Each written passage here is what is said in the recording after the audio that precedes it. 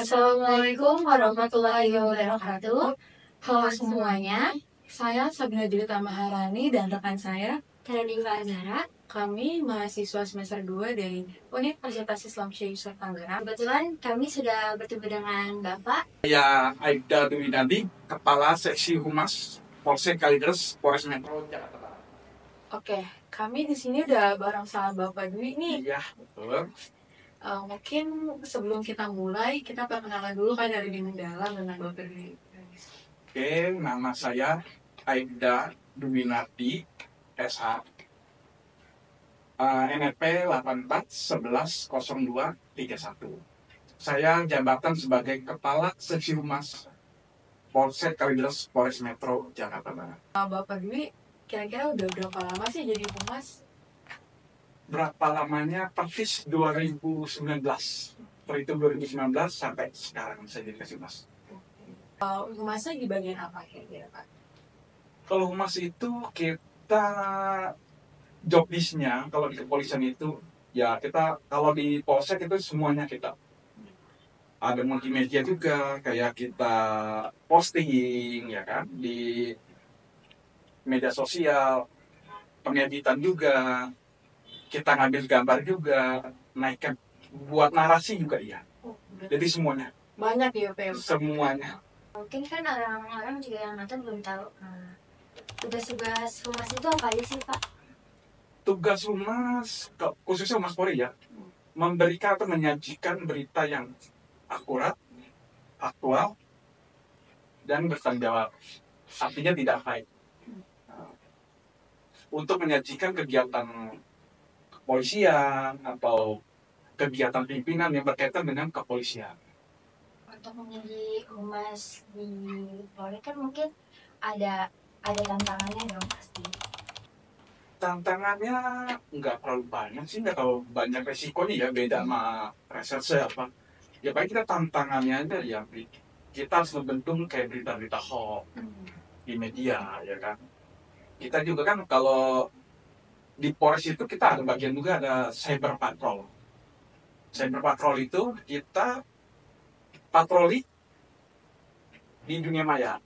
Nah, berita-berita hoax apalagi kayak kemarin pemilu kan ya, kita harus yang berita-berita yang banyak dipelintir apa kan, kita takutnya kan disajikan ke masyarakat itu kan masyarakat yang telan aja bulat-bulat ya kan, nggak di sharing dulu sama dia gitu. Yang bahayanya dari masyarakat nerima langsung share lagi. Nah itu ya jadi jalan kebencian tak apa ya kan, namanya politik kan Ya, kita tahu sendiri ya Pak. Kan Bapak udah jadi humas nih, gimana rasanya Bapak jadi humas selama ini? ya enak, nyaman aja sih, enjoy aja sih. Jadi buat kerja itu bukan hobi aja. Untuk menjadi humas itu sikap dan sifat seperti apa sih Pak? Yang nomor satu ya, yang utama nggak gaptek lah. Ya kita bisa. kalau kita kan berkecimpung di dunia maya ya kan, gadget, perangkat ya kan, entah komputer. Soalnya kalau di humas polsek cuma satu orang doang, saya kasih humas saya juga anggota, nggak ada. Berarti cuma Bapak Saya sendiri yang handle semuanya. betul. Dari saya ngambil gambar ya kan, saya ngambil gambar entah foto atau video, nanti saya ngedit, saya bikin narasi juga, saya posting juga. Bahkan dari kegiatan pun ada yang kita share itu ke media online, entah media TV. Jadi Bapak handle semuanya sendiri gitu. Ya, jangan keterbatasan personil. Gimana pandangan Bapak cara untuk membangun kembali era kepolisian di mata masyarakat? Karena kan sekarang tuh ada beberapa mungkin masyarakat yang gaptek ngerti bahasanya, ngira oh polisi jahat, suka gini-gini, kalau nilang kasih duit udah selesai, pasti kayak gitu kan kayak. Saya jelaskan. Untuk polisi yang baik banyak, yang buruk pun ada. Cuman ke kategori itu oknum. Ya oknum. Jadi jangan biarkan polisinya, tapi kan oknumnya tersebut. Ya. Tapi saya bilang, insya Allah kita juga mulai berubah polisi itu untuk masyarakat. Kita udah nggak ada namanya kita harus ditakuti. Kita belum harus melayani, untuk masyarakat, harus sopan, ya kan? Cara penyampainya juga harus humanis. Udah banyak ya perubahan lah untuk di kepolisian ya khususnya. Kalau yang tidak baik ya hanya oknum aja, segelintir oknum. Jadi hanya beberapa saja sebenarnya Pak. Betul. Jadinya yang tercoreng itu institusinya, Iya, jadi polisinya, para oknum gitu Iya. kan.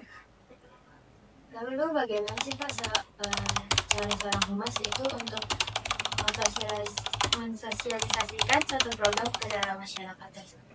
Banyak untuk kita mensosialisasikan bisa bentuknya sekarang lebih enak media sosial. Ya, Entah bentuknya flyer ya atau video edukasi, lebih kena di situ. Masyarakat lebih baca sekarang, orang nggak jauh dari handphone. Iya benar. Ketimbang kita nyebar kayak pamflet atau spanduk juga perlu ya, namanya himbauan di tempat yang strategis. Tapi lebih kena ke masyarakat itu ya ke media sosial.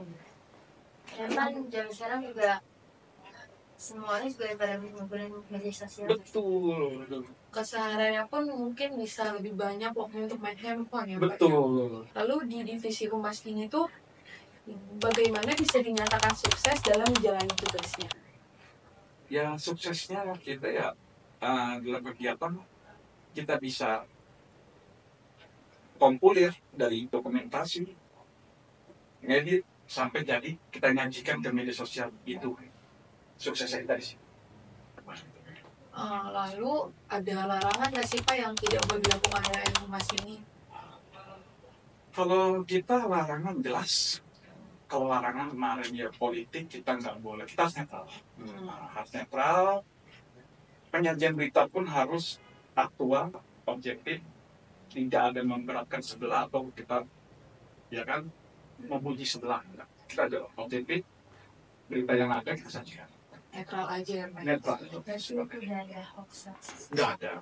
Kita juga nggak ada kayak memihak ke sana, Ya, memihak ke sini. atau orang katanya pencitraan ini enggak, kita cuma bukan pencitraan, kita ya pengen mempublikasikan loh, inilah polisi sekarang seperti ini. Oke, ini bagaimana saran dan nasihat Bapak untuk para mahasiswa yang ingin menjadi bagian humas dalam suatu organisasi atau perusahaan besar? Ya, kalau saran saya harus update tentang kita, ya. Kita nggak boleh peka terhadap saran atau masukan dari manapun, entah dari media, dari mana. Ya, itu masukan. Kita juga nggak bisa berjalan sendiri tanpa adanya media, ya kan. Kesinambungan kita kan. Ya harus, ya update lah. Apalagi anak muda kan, kreativitasnya digali terus. Saya lahiran tahun 80, ya harus update juga, menyesuaikan. Harus bikin konten, harus bikin apa, ya harus menyesuaikan. Menyesuaikan zaman juga ya Pak. Iya, kita harus menyesuaikan zaman. Kalau kita nggak menyesuaikan zaman, kita sama zaman. Iya. Berarti kita juga harus ngimbangin lah ya sama. Apalagi zaman kalian ini kan memang zamannya digital kan. Iya. Kalau saya masih analog dulu kan. Udah bisa ngedit video aja udah jarang sih kasih humas itu untuk bisa yang ngedit video sendiri apa. Ada juga tenaga outsourcing, ada bantuan yang biasa ngedit ada. Teman kan balik lagi masalahnya ya, sampai biaya. Misalkan kayak humas di perusahaan atau di rumah sakit, ada kejadian rumah sakit, berarti kan yang maju kan PR-nya ya.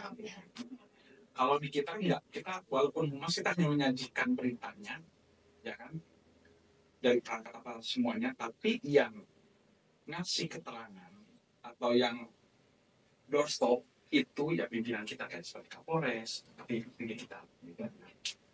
Banyak kan kepala divisi apa kan, itu katanya kan nanti apa tambah es krim apa yang ngasih statement. Oke, udah kelar nih pembahasan kita bersama dengan Bapak Giri ya. Mungkin segitu aja kali ya.